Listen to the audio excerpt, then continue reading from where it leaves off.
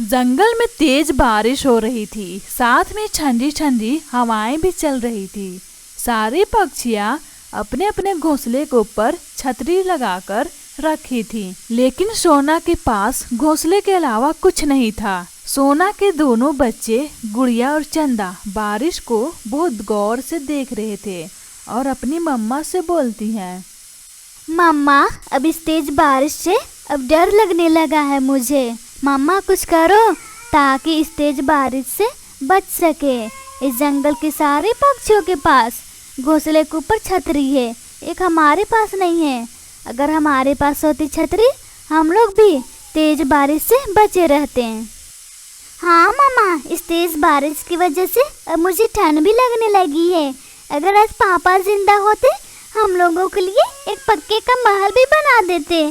फिर इस छतरी को हम लोग नहीं पूछते, न जाने हमारे भाग्य में क्या लिखा हुआ है। खैर, ये सब बातें छोड़ते हैं मम्मा, अब पापा तो है ही नहीं। अब ये सब बोलकर क्या फायदा, अब तो बारिश में हम लोगों को भीगना ही होगा। बेटा, तुमने सही बोला। अगर तुम्हारे पापा जिंदा होते ये सब नहीं देखना पड़ता। न जाने उस दिन क्यों तेज बारिश हुई थी। उस तेज बारिश की वजह से तुम्हारे पापा डूबकर बह गए थे। आज तक उनका पता नहीं चला कहाँ खो गए। मम्मा, क्या हम लोग उस समय छोटे थे? हाँ मेरी गुड़िया, मेरी जान, तुम दोनों उस समय अंडे में थे। उस तेज बारिश की वजह से तुम दोनों को बचाते बचाते उस बाढ़ में डूब गए थे, लेकिन अपने दोनों बच्चों को कुछ भी नहीं होने दिया था। मम्मा, पापा इतने अच्छे थे, लेकिन अफसोस की बात है मम्मा, हम दोनों बहनों को तो बचा लिया, लेकिन खुद अपनी जान गंवा दी है। गुड़िया बेटा, कोई हमारी मदद नहीं करता है। सब के सब अपनी अमीरी पर घमंड करते हैं। बेटा, बारिश रुकने तक हम लोगों को इसी तरह रुकना होगा, जब तक बारिश ना बंद हो जाए। ठीक है बेटा, अभी मैं जाती हूँ एक एक पक्षियों के घर। शायद सच में हमारी कोई पक्षी मदद कर दे इस तेज बारिश को देखकर और हमारी गरीबी को देखकर। फिर सोना उड़ते उड़ते भोला के घोंसले में जाती है और मदद मांगती है। अपने घोंसले में रहने देंगे, क्योंकि आपके घोंसले के ऊपर छतरी है, आपको कोई दिक्कत नहीं हो रही है। अगर मेरे बच्चे को सहारा मिल जाती तो ठंड लगने से बच सकते थे। क्या रे कल मुही, एक हमारा ही घर मिला था जो मुंह उठाकर आ गई हमारे घर में रहने को मदद मांगने।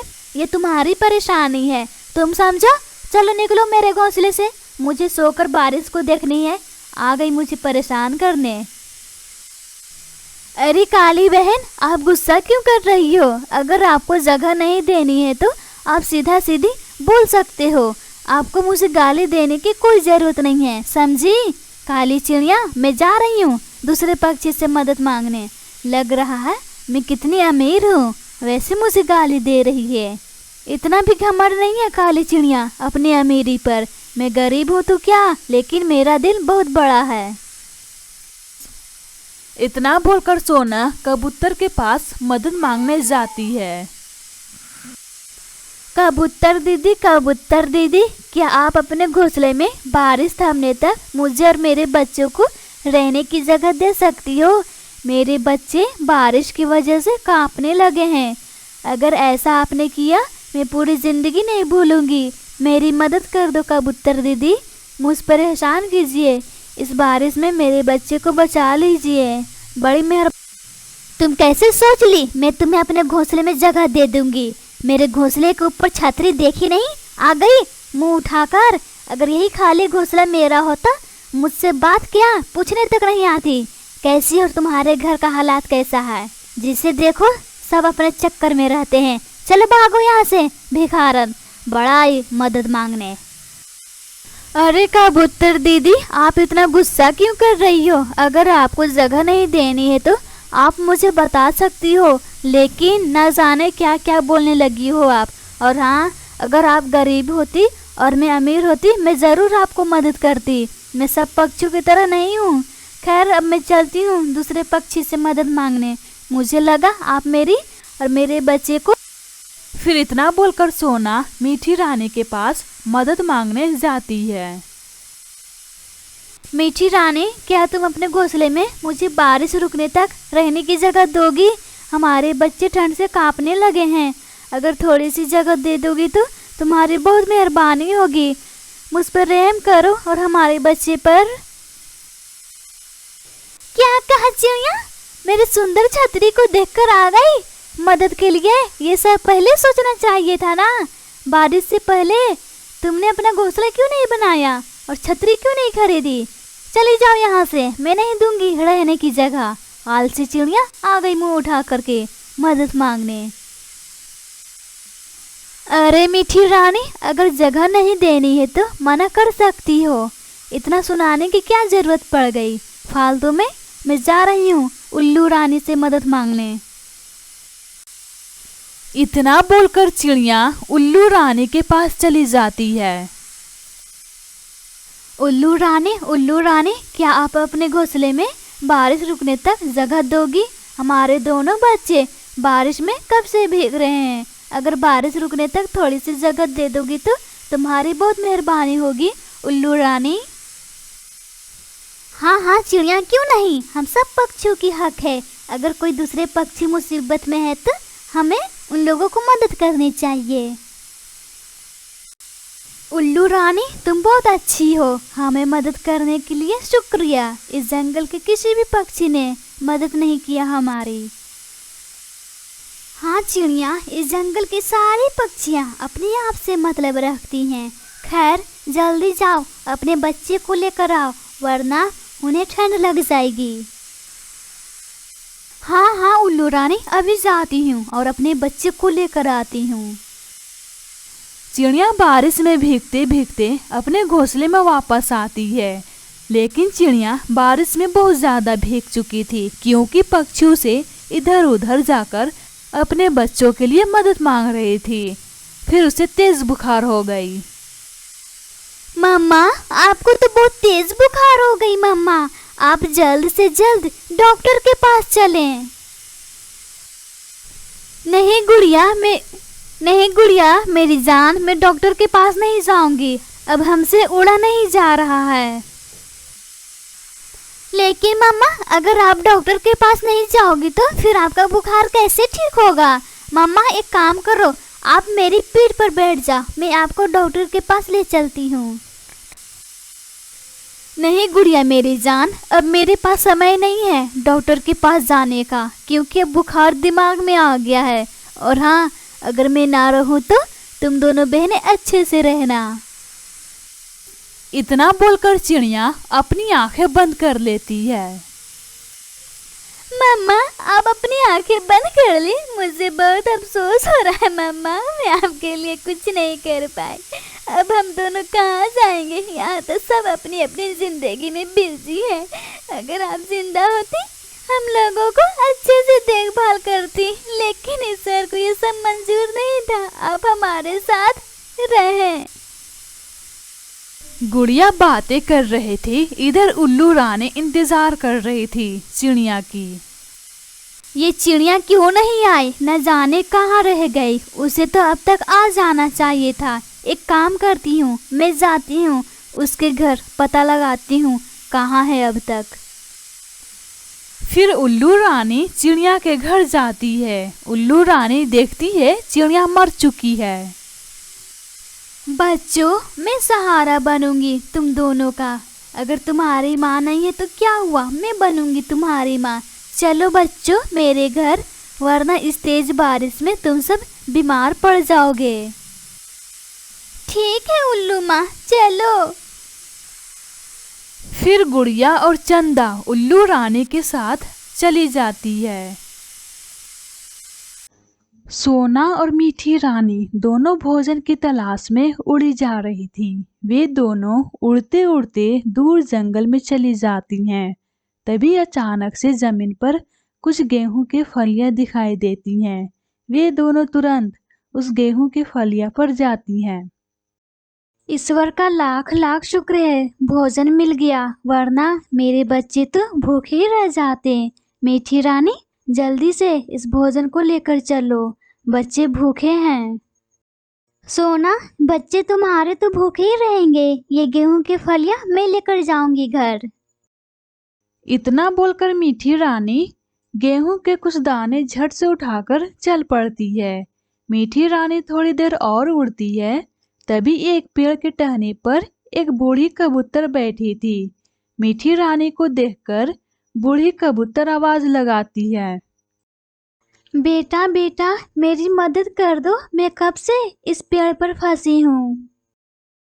बूढ़ी कबूतर की आवाज सुनकर मीठी रानी जाती है और बोलती है, क्या हुआ माँ जी, क्यों आपने मुझे आवाज लगाया। बेटा मैं बूढ़ी हूँ, मैं अब नहीं उड़ सकती, मैं बहुत ज़्यादा थक गई हूँ, क्या तुम मुझे अपने पीठ पर बैठाकर मेरे घर छोड़ सकती हो।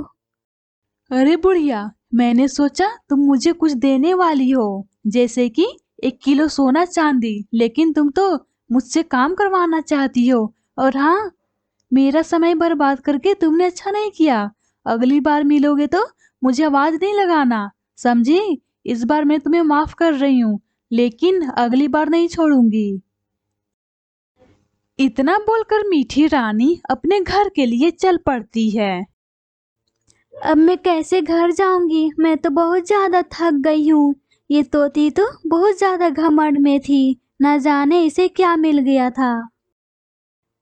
ये मीठी रानी कितनी चालाक निकली, अब मैं क्या लेकर जाऊंगी घर, मेरे बच्चे तो भूखे होंगे, कितनी मेहनत से तो भोजन मिली थी, वो भी चला गया हाथ से। एक काम करती हूँ, घर जाती हूँ और बच्चों को कहानियाँ सुना कर के सुला दूंगी, फिर शाम को भोजन की तलाश में निकलूंगी। हाँ, ये ठीक रहेगा। इतना बोलकर सोना अपने घर वापस जाने के लिए निकल पड़ती है। जब रास्ते में थी सोना, तभी बूढ़ी कबूतर सोना को देखकर आवाज लगाती है, चिड़िया, ओ चिड़िया मेरी मदद करो। बूढ़ी कबूतर की आवाज सुनकर सोना तुरंत जाती है। क्या हुआ माँ जी, आपने मुझे क्यों बुलाया, क्या कोई आपको मदद चाहिए क्या।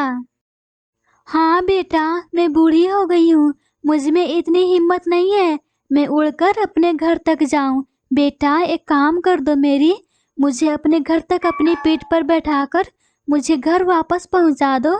मैं कब से इंतज़ार कर रही थी, कोई मदद करने आ जाए तो मेरे लिए बहुत अच्छा होता, लेकिन ईश्वर का शुक्र है तुम्हें ईश्वर ने भेजा मेरी मदद करने के लिए। और हाँ बेटा, यहाँ से तोती गुजरी, लेकिन उसने तो मदद करने से इनकार कर दिया, न जाने उसे क्या चीज का घमंड था। कोई बात नहीं माँ जी, वो मीठी रानी थी, उसने मुझे धोखा दिया, धोखा देकर भाग गई भोजन लेकर। न जाने अब मैं अपने बच्चों को क्या खिलाऊंगी, मैं यही सोच रही हूँ, मेरे बच्चे तो भूखे रह जाएंगे। न जाने मीठी रानी को ऐसा करने में क्या मजा आया। चिड़िया चिड़िया तुम परेशान नहीं हो, बस मुझे अपनी पीठ पर बैठाकर घर छोड़ दो, इसके बदले में मैं तुझे एक जादुई बड़ा सेब दूंगी। जादुई सेब? माँ जी ये कैसा सेब है, मैंने तो आज तक नहीं देखा है।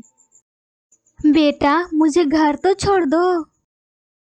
ठीक है माँ जी, आप मेरी पीठ पर बैठ जाइए।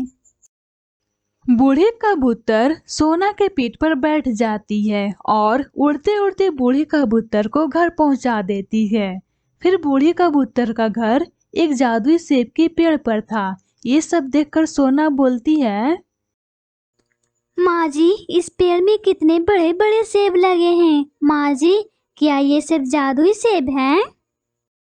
हाँ बेटा, इस पेड़ में जितने भी सेब हैं सब जादुई सेब हैं, लेकिन इन सब में एक खासियत है कि मेरे बोले बिना एक भी जादुई सेब काम नहीं करता है। लेकिन तुम चिंता मत करो बेटा, इसमें से मैं एक सेब दूंगी, जो तुम मांगोगी वो सब मिलेगा। और हाँ, तुम्हारा शुक्रिया मुझे घर पहुंचाने के लिए। फिर बूढ़ी कबूतर सोना को सेब तोड़कर देती है। ये लो बेटा, आप आराम से इसे ले जाओ और अपने बच्चे को भरपेट भोजन खिलाओ, इसमें से जो भी तुम मांगोगी सब मिलेगा। फिर सोना जादुई सेब को लेकर अपने घर वापस आ जाती है। मामा मामा, आप इतने बड़े सेब कहाँ से लेकर के आई हो मामा? आपको कहाँ से मिल गया इतने बड़े सेब? बेटा, ये मामूली सेब नहीं है, ये एक जादुई सेब है। इसमें से मैं जो भी मांगूंगी सब कुछ मिल जाएगा।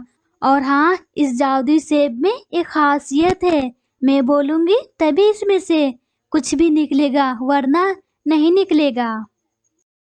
अच्छा, ये जादुई सेब है? तब जल्दी से मम्मा दे दो गाजर का हलवा, मुझे बहुत जोरों की भूख लगी हुई है। पता है मम्मा, जब आप भोजन की तलाश में गई थी, मेरे पेट में दर्द हो रहा था भूख से। और मुझे भी मम्मा, मुझे भी भूख लगी हुई है, मुझे भी दे दो समोसा इस जादुई सेब में से निकाल कर।